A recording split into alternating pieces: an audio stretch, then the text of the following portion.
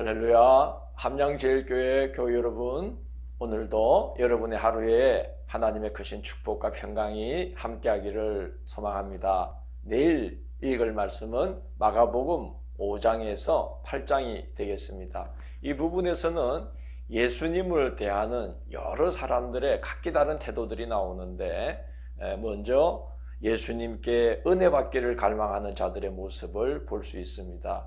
회당장 야이로가 나오죠. 죽어가고 있는 딸을 위해서 예수님께 와서 은혜를 구하는 모습을 보게 되는데, 이 회당장은 회당을 운영하고 또 집회와 그 모임을 주관하는 회당의 대표가 되는 사람을 회당장이라고 그럽니다.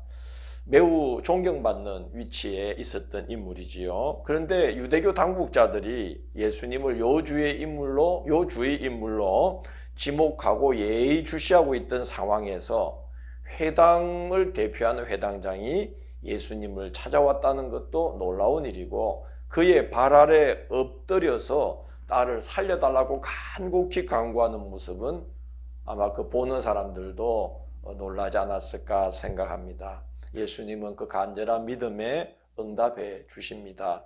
12해를 혈류증으로 알아온 여자를 또 우리가 보게 됩니다. 야이로의 딸을 고쳐주시러 가는 길에 사람들이 예수님을 애워싸고 인산인해를 이루고 있는데, 이 여인은 그 무리를 헤집고 들어와서 예수님께로 가까이 다가와서 그의 옷에 손을 댑니다.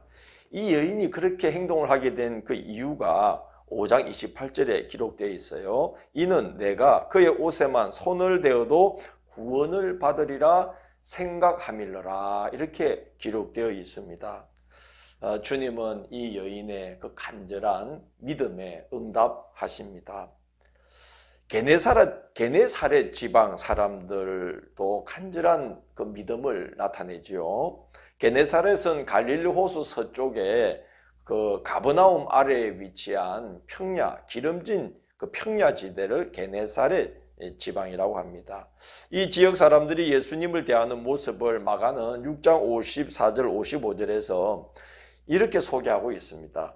배에서 내리니 사람들이 곧 예수신 줄을 알고 그 온 지방으로 달려 돌아다니며 예수께서 어디 계시다는 말을 듣는 대로 병든 자를 침상째로 메고 나오니, 그렇게 기록했습니다. 예수님이 오셨다는 소식을 듣자마자 그들은 막 사방으로 달려서 돌아다니면서 주님이 오셨다라고 막 그렇게 소문을 내고 다녔던 거죠. 그리고는 예수님이 다니실 길목을 예상하고 그 길가에 병자들을 쭉 데려다 놓고 예수님이 지나가실 때 그 병자의 옷에라도 손을 대어 주시기를 간청했습니다. 예수님은 그 간절한 믿음에 다 응답해 주셨습니다. 대단한 하나님의 은혜가 임했던 지역이 게네사렛 지방입니다. 수로보니게 여인, 우리가 마태복음에서도 읽었죠. 마태복음 15장에서는 그냥 가나안 여자라고 소개되어 있는데, 마가복음 7장 26절을 보면 그 여자는 헬라인이요 수로보니게 족속이라, 이렇게 소개하고 있습니다. 헬라인이라는 말은 본 족속 유대인이 아닌 이방 사람이다 하는 뜻이고, 수로보니게라는 뜻은, 이 수로는 시리아를 뜻합니다. 보니게는 페니키아를 뜻합니다. 그러니까 시리아 지방에 있었던 보니게 지방을 말하죠. 당시에 이집트 지역에도 보니게라는 지역이 있었어요. 그래서 마치 우리가 사도행전을 보면 수리아 안디옥이 있고 비시디아 안디옥이 있어서 이렇게 지역을 구분하면서 도시 이름을 기명한 것처럼, 이 여자는 이제 수로보니게 페니키아 출신 여인, 이방인으로 두로 지방에 와서 살고 있었던 것입니다. 이 여인은 이방 여인입니다. 그래서 예수님이 이 여인의 믿음을 떠보시기 위해서 내가 내 자녀의 떡을 취하여 개들에게 줄 수 있겠느냐 하면서 이방 사람을 마치 개 취급하듯 예수님이 이 여인의 믿음을 떠보셨죠. 그러나 이 여인은 거기 전혀 자존심 상하거나 그러지 않고 예수님께 개들도 그 주인의 상에서 떨어지는, 아이들이 흘리는 그 부스러기라도 먹을 수 있는 거 아닙니까? 그러면서 주님께 부스러기 은혜라도 허락해 달라고 간절히 매달립니다. 주님은 은혜 베푸신 때에 본나라 백성이든 이방이든 전혀 그런 거 따지지 않고 간절한 믿음 하나 보시고 응답하시죠. 이 여인이 은혜를 입어서 그 딸아이가 고침을 받게 됩니다. 예수님을 거부하는 사람들도 등장합니다. 그라사 지방 사람들이 그렇죠. 그라사는 이스라엘 땅 베레아 지역의 주도가 되겠어요. 마태복음에는 가다라로 기명이 되어 있는데 예수님이 군대 귀신 들린 자들에게서 여단 규모의 군대 귀신을 쫓아내셔서 그 귀신들이 근처에 있던 방목하던 돼지떼에게로 달려들어가서 돼지떼가 호수로 내리달려서 다 죽어버립니다. 2,000마리가 죽어버리죠. 그런데 마을 사람들은 뜻밖의 반응을 보입니다. 5장 16절 17절을 보면 이렇게 기록되어 있습니다.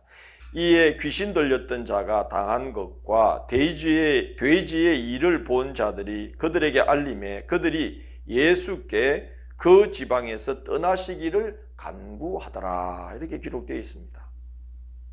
안타까운 일이죠. 예수님이 그라사 지방에 들어가셨다면 얼마나 좋은 일들이 많이 일어났겠습니까? 천국의 복음이 전파되고 어둠에 앉았던 자들이 빛 가운데로 옮겨지게 되고 사탄의 권세 아래에 있던 자들이 하나님의 아들의 사랑의 나라로 옮겨진 바가 되죠. 그것뿐만이 아니라 얼마나 많은 병자들과 약한 것들이 다 고침을 받는 은혜를 입었겠습니까? 돼지떼 2,000마리와 비교 안 되는 그런 은혜와 복이 그 지역에 임했을 것입니다. 그러나 그들은 자기들의 생계가 위협받을까 봐 예수님 떠나기를 간청했습니다. 원래 유대인들은 돼지고기를 안 먹죠. 물론 그라사 지방은 이방인들도 많이 들어와서 살고 있던 지역이기도 하지만 유대인들은 돼지떼를 키울 이유가 없습니다. 그러나 그 그라사 지방에는 그 로마 제국의 군단이 와서 주둔을 하고 있었어요. 이 군사 지역이었던 것이죠. 그래서 그 유대인들도 그들의 생계를 위해서 돼지를 길러서 그 로마 군대에 육류를 제공하고 있었던 것입니다. 그런 생계가 곤란당할까 봐 그 복되고 귀하신 예수님을 거부한 사람들, 그 사람들이 그라사 지방 사람들입니다. 또 의외로 고향 사람들이 예수님을 거부합니다. 예수님이 고향 마을 가셔서 회당에서 말씀을 전하시는데 사람들이 그 지혜와 권능을 보고 듣고 놀랍니다. 그러나 이들은 이내 무슨 생각을 하냐 하면은 아니 이 사람이 마리아의 아들 목수가 아니냐, 야고보와 요셉, 유다와 시몬의 형제가 아니냐, 그 누이들 우리와 함께 여기 다 살고 있지 않느냐, 그러면서 예수를 배척했다라고 기록되어 있습니다. 인간적인 생각, 인간적인 기업, 인간적인 조건 이런 거 보고 예수님을 거부한 거죠. 그래서 예수님은 거기서 아무 권능도 행하실 수 없었다라고 6장 5절에 기록되어 있고 6절을 보면 예수께서 그들이 믿지 않음을 이상히 여기셨더라고 증언하고 있습니다.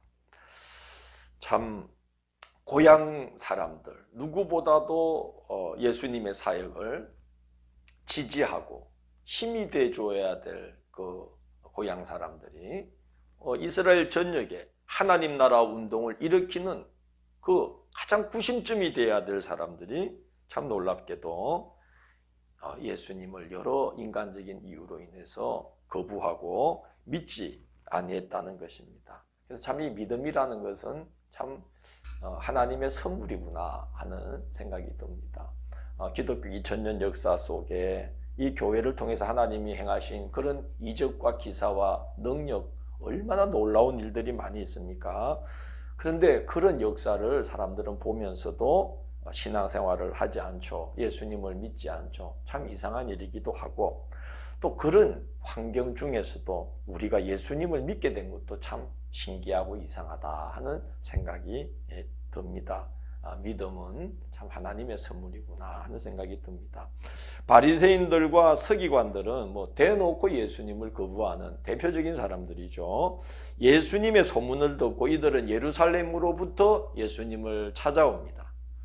예수님의 소문을 듣고 그에게 은혜를 입으려고 찾아왔던 그 사람들과는 달리 그들은 예수가 어떤 자인가를 살펴서 책 잡기 위해서 왔던 것입니다. 믿고자 하는 자에게는요, 믿을 이유가 생깁니다. 책 잡으려고 하는 자에게는요, 책 잡을 것이 보입니다. 목사님들이 그런 말을 해요. 그 교회 오래 계신 목사님들 어떻게 이렇게 오래 계셨습니까? 물으니까 하시는 말씀이 예, 저는 항상 있을 이유를 찾고자 애썼습니다. 그런 말씀을 하셔요. 사람이 거기에 사랑을 쏟으면서 있을 이유를 찾다 보면 자꾸 있게 되는 거죠.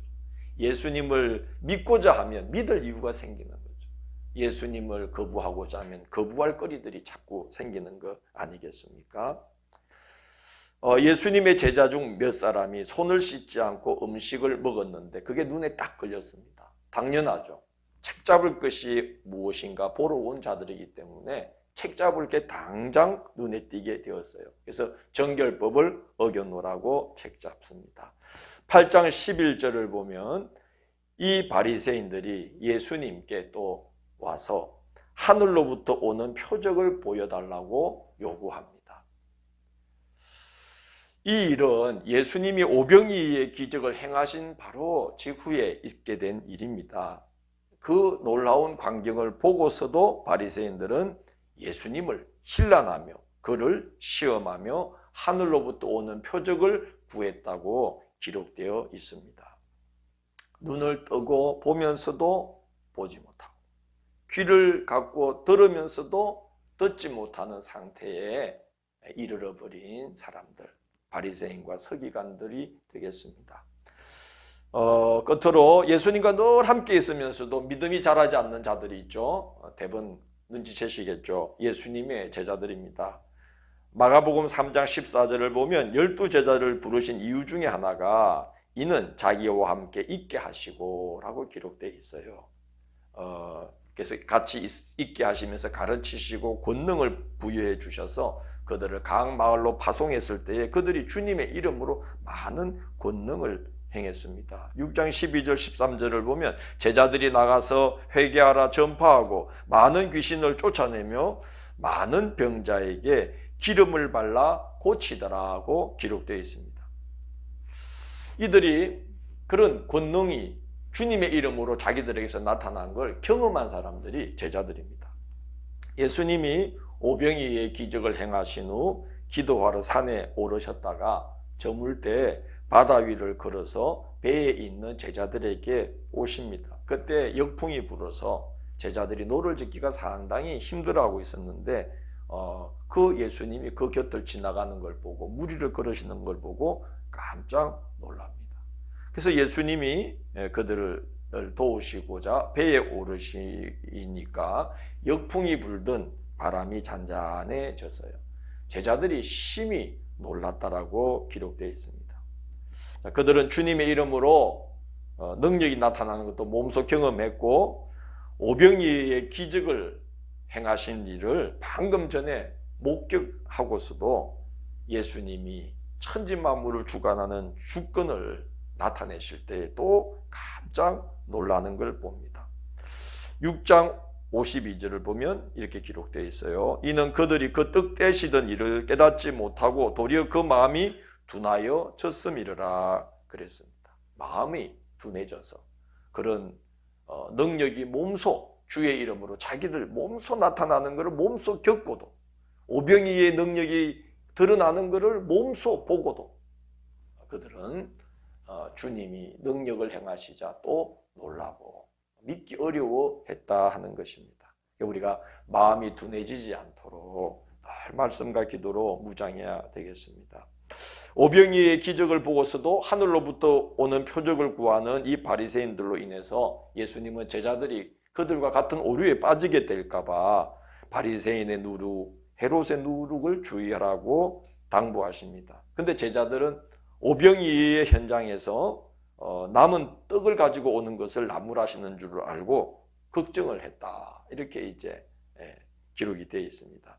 8장 17절 18절을 보면 예수님이 왜 깨닫지 못하느냐, 마음이 왜 그리 둔하느냐, 눈이 있어도 왜 보지 못하고 귀가 있어도 듣지 못하느냐, 왜 기억하지 못하느냐 하고 안타까워 하십니다. 예수님은 떡 때문에 염려하신 게 아니라 제자들이 바리새인과 사두개인의 오류에 빠지게 될까 봐 그들의 누룩을 조심하라. 발효력을 잃어버린 썩은 누룩처럼 그들처럼 되어서는 안 된다 하신 것인데, 제자들은 그 말씀의 뜻을 깨닫지를 못하고 오병이어의 현장에서 남은 떡에 대한 생각을 하고 있었던 것입니다. 예수님이 베드로에게 그 베드로의 신앙 고백을 들으시고 십자가 순환 당하실 것을 알려주시는 말씀이 또 기록되어 있습니다. 처음으로 이제 순환에 대해서 비로소 대놓고 말씀하기 시작했다, 그렇게 기록되어 있어요. 그러자 베드로가 예수님의 그 멱살을 붙들고 항변하면서 예수님이 십자가 지는 길을 가로막습니다. 예수님과 함께 지내면서도 믿음이 자라기가 이렇게 어려웠던 제자이구나 하는 생각이 듭니다. 하물며 우리가 예수님을 육신으로 뵙지도 못한 우리가 이 신앙의 길을 안이한 태도로 이 길을 걸으면 참 어떻게 될까 하는 생각이 듭니다. 하나님 나라의 문도 열지 못한 채, 그 문고리도 잡아보지 못한 채 신앙생활이 끝날 수 있는 것도 아닐까 하는 생각이 듭니다. 오늘 예수님을 대한 세 종류의 사람들의 말씀을 나눴습니다. 예수님께 은혜 받기를 갈망한 자들, 예수님은 아무것도 따지지도 가리지도 않으시고 그거 하나 보시고 간절한 믿음 보시고 은혜를 한량없이 부어주셨습니다. 예수님을 거부한 사람들, 거기서는 예수님이 아무 일도 행하실 수가 없습니다. 예수님의 능력은 우리의 믿음에 비례해서 반응하는 것입니다. 그리고 예수님과 늘 함께 있으면서도 믿음이 쉬 자라지 않았던 이 제자들의 모습, 아마 이게 우리의 모습이 아닐까 하는 생각이 듭니다. 아무쪼록 우리 주님과 늘 말씀과 기도로 동행하시고 성령의 도우심을 의지하면서 예수님께 언제나 간절한 믿음을 드리고 또 예수님의 큰 은혜를 힘입으며 살아가는 우리의 하루하루가 되기를 원합니다.